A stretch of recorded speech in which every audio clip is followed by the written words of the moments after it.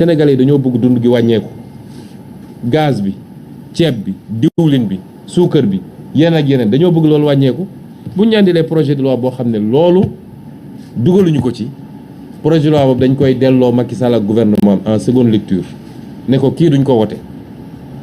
moo tax ñu ne leen woon réew mi du bloqué day gën a avancé parce que réew boo jëlee doole réew mi yëpp teg ko ci loxo benn nit su dee nit kooku ku baax la ku yeewu la ku bëgg réew mi la mën na ko jëriñ mu liggéey bu baax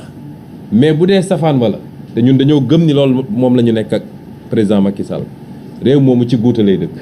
te loolu pour nga rectifier ko mooy il faut li tubaab naan le pouvoir limite le pouvoir il faut nga jël beneen doole jox ko ñeneen bu ko defee lu mu bëgg a def day obligé waxtaan ak ñooñu ñu ut consensus ci lan mooy intérêt réew mi lan mooy njëriñu réew mi ñu ne kon sénégalais bu ngeen ñu joxee majorité les 10% parce que dafa am lu ñuy wax protocole de Maputo dafa ne réewu Afrique bu nekk budget ak nu mu munti toll war na jagleel 10% yi mbay mi bu dee andil nañu budget Sénégal mosu koo respecté 5% la dinañ ko delloo Macky Sall ne ko yokkal parce que mbay mi priorité la ci ñun jéggaani fële ñu mun koo am suñu biir réew paj mi noonu njàng mi noonu feneen ak feneen noonu loolu mooy premier engagement bi ñu jëloon pour suñu diggante ak Sénégalais yi ne leen dinañu voter ay loi yoo xam ne dina delloo si yéen yi nga xam ne Sénégalais dañ koo namm soxla ko Cheikh Tidiane yu mu wax ne léegi lu jëm ci lu nar a yàq suñu société yàqeet te muy agenda boo xam ne tubaab yi ñu ko bëgg a imposer ñu jël ci engagement signé charte bi dugal ko suñu biir programme mooy lépp lu jëm ci borom ñaari tur yi ñu ne leen dinañu def fonction de représentation ndax nag këpp kees bi bëri na ci réew mi poste li fa xew gis ngeen ko port autonome li fa xewoon gis ngeen ko dégg ngeen dossier ArcelorMittal dégg ngeen les 1500 milliards du TER dégg ngeen ñu ne leen nag dinañ taxawal ay commission d'enquête parlementaire boo xam ne dinañ leen woo ñoom ñu ñëw layoog ñun ñu leeral bi ba mu leer ba pare def ko publiquement askan wi xam ni lii moo xew ci alalu réew mi loolu du coxart du da ngaa soxor wala da ngaa bëgg waaye réew pour mu dox kenn ku ne suñ la dénkee lañ la dénkoon il faut nga rendre compte réew mi nii laa ko yore woon loolu dafa am solo ci démocratie pour mu dox ñu jël engagement yëpp ak yeneen yu ñu jël suñu digganteeg réew mi lii léegi su ma ko fàttalee ndax dañ ko wax ko ci campagne bi dama bëgg ñu fàttaliku lan moo tax sénégalais yi voté contre Macky Sall ak lan moo tax sénégalais yi voté pour ñun intercoalition Yewwi Wallu vote boobu nag mbokk yi moom la Macky Sall ak ñi mu àndal bëgg a jalgati yéene gi ngeen amoon pour lii ñu waxanteeg yéen yi ñu diglanteeg yéen te wallaahi wax naa ko dañ koy def niñ ko waxee lañ koy defee parce que dafa jot nag dafa jot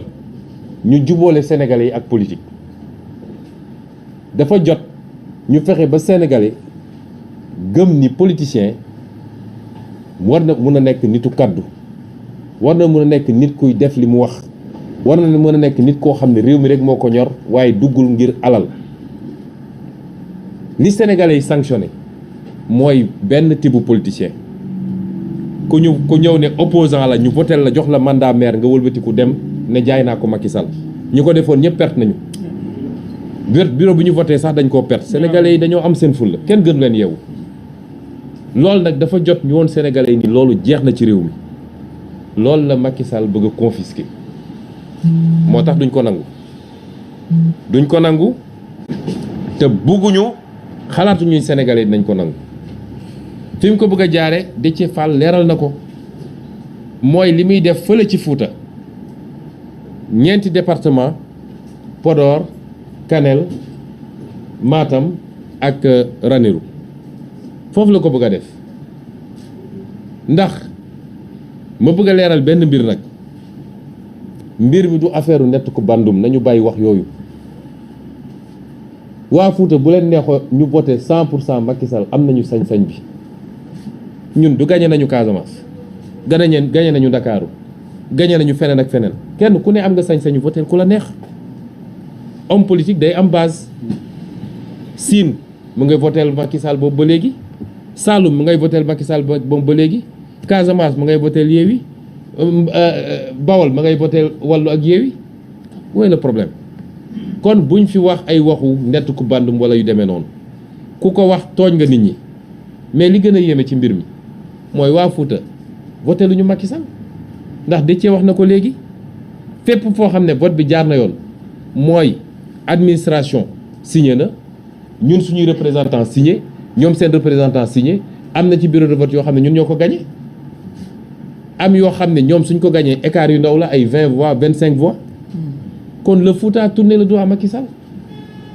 li xew c'est une entreprise de fraude massive boo xam ne ay hommes politiques ñoo ko organisé ça n'a rien à voir avec le Fouta. Corruption di achat de vote fépp la am ci Sénégal fépp la am amul benn fenn fu mu des fépp la am kon nañu bàyyi yenn wax yi surtout ci réseaux sociaux yi naan waa Foutanké yi la nangam déedéet. wax naa ko keroog bi ñuy tëj suñu meeting bi ñoo na nee naa man ñi may gën a gërëm mooy waa Fouta ndax léeg-léeg def fa opposition moo gën a jafe fépp ci Sénégal dinañ la menacer dinañ la persécuter dinañ la ak yeneen kon yooyu dañu ne c'est des hommes politiques ñoo organisé avec certainement la complicité de l'administration un système de fraude mais ça n'a rien à voir avec le Fouta loolu la ñu bëgg a wax ma ne tentative boobu nga xam ne dañoo bëgg a confisquer suñu vote loolu la ñu ne duñ ko nangu ki may njëkk a lancer appel nag mooy président Macky Sall moom ci boppam dafa am fu mbir di toll un homme doit savoir être grand surtout nag boo nekkee homme d'État un homme doit être républicain doit rester au-dessus de la mêlée parce que àdduna du dul jeex amut dañ koo jox moom nguur même biñ ko félicité ko def passation dem